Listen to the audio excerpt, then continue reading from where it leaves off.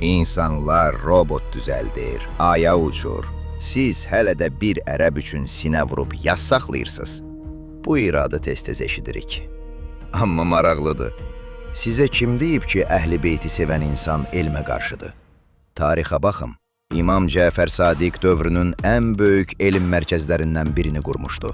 Minlərlə tələbə onun dərslərində iştirak edirdi. Onun məşhur tələbələrindən biri Cabir ibn Həyyan idi. O, kimya elminin banilərindən biri hesab olunur.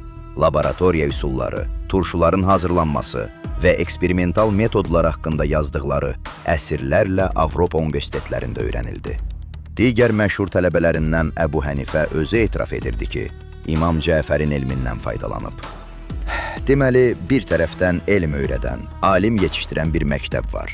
Digər tərəfdən isə həmin məktəbin yetişdirdiyi insanlar bugün elmsiz adlandırılır. Əhl-i Beyti sevmək elmdən uzaq olmaq deyil.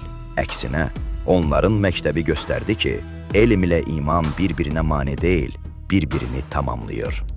Bəs düşün, əgər bu məktəb elmsiz etsə, niyə tarixin ən böyük alimlərindən bəziləri məhz həmin məktəbdən yetişdi?